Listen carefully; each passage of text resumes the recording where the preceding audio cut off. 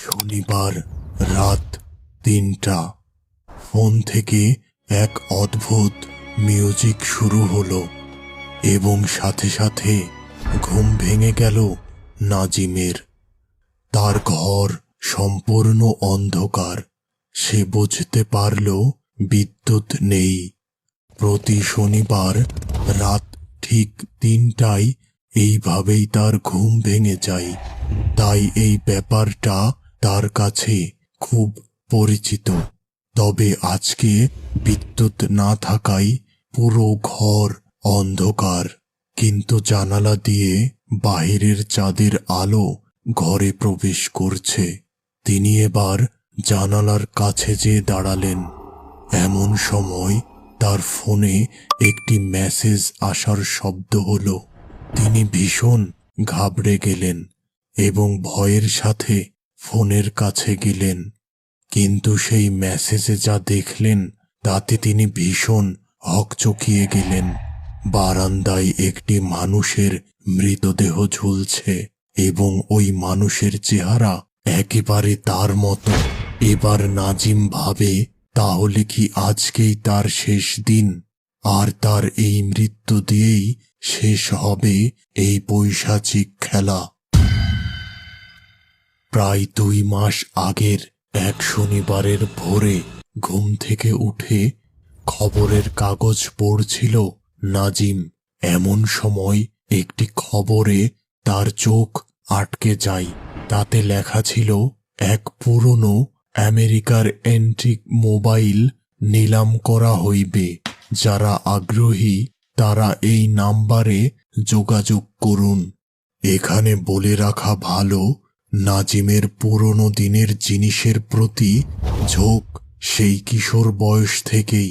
এখন তার বয়স বেড়ে গেলেও পুরনো সেই ঝোঁকটা রয়ে গেছে আগের মতোই।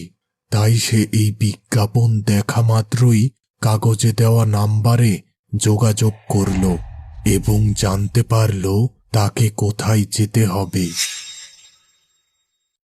এর পরের শনিবার বিকেলে সে ওই স্থানের উদ্দেশ্যে রওনা দিলেন।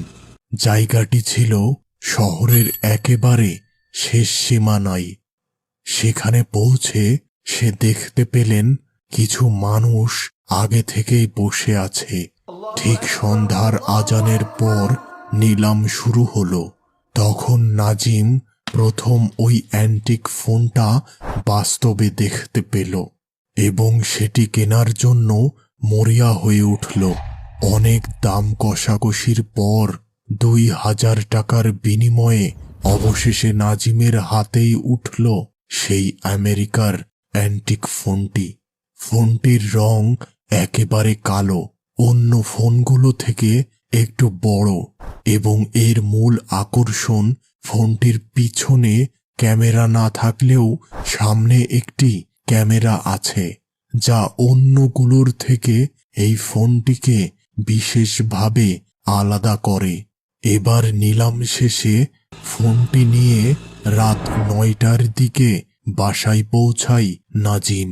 রাতের খাবার শেষ করে একটি সিগারেট জ্বালিয়ে সুদীর্ঘ টান দিতে দিতে ফোনটি হাতে তুলে নেয় নাজিম। ফোনটিতে কোনো সিম নেই, তাই কোনো কলও আসবে না।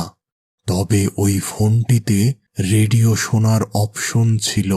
তবে তিনি একটি বিশেষ ব্যাপার জানতে পারেন, তা হল প্রতি শনিবার রাত ৩টায় এই রেডিওতে কেবলমাত্র একটি চ্যানেল আসে এবং সেখানে মানুষের মনকে মোহিত করে রাখার মতো একটি মিউজিক বাজে।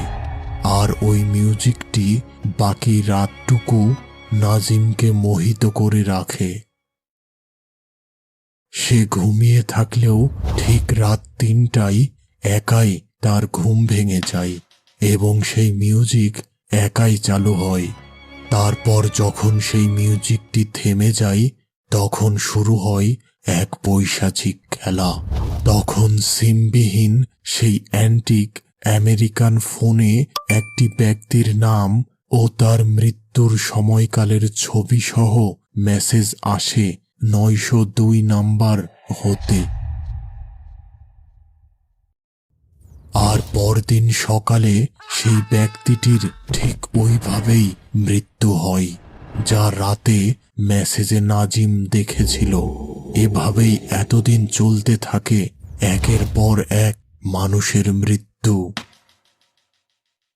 গত শনিবার নাজিম দেখেছিল তার বাড়ির দারোয়ান লিমন শুকলালের একটি ছবিসহ মেসেজ। সেখানে সে বাড়ির ছাদ থেকে পড়ে যাচ্ছিল। আর এর পরদিন ভোরে নাজিম ঘুম থেকে উঠেই দেখে তার দারোয়ান লিমন শুকলাল পা পিছলে ছাদ থেকে পড়ে মারা গেছেন।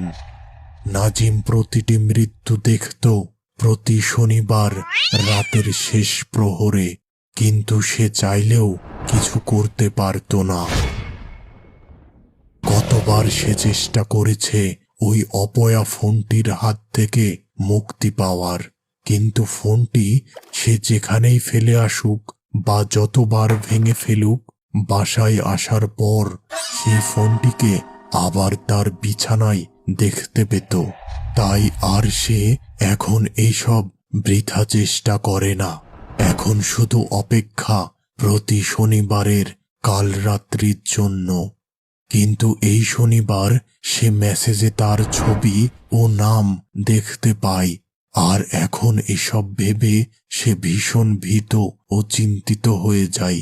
শেষ রাতে নাজিমের বাড়ির পাশ দিয়ে যাওয়া কিছু পুলিশ এক বিকট চিৎকার শুনতে পায় এবং তারা দ্রুত নাজিমের ফ্ল্যাটে এসে দেখে নাজিমের মৃতদেহ বারান্দায় ঝুলছে এবং মেঝেতে একটি কালো রঙের ফোন পড়ে আছে।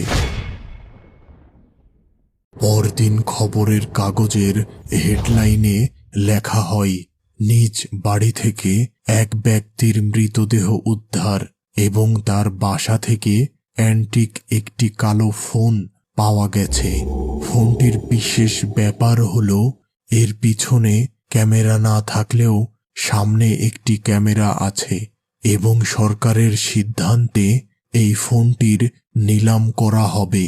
যারা কিনতে আগ্রহী তারা নিচের দেওয়া নাম্বারে যোগাযোগ করুন। বন্ধুরা, আজকের এই কাল্পনিক গল্পটি পাঠিয়েছিল আফ্রিদি। আজকের বিশেষ প্রশ্ন, তোমরা কি কেউ কখনো কোনো পুরাতন বা অ্যান্টিক কিছু কিনেছ?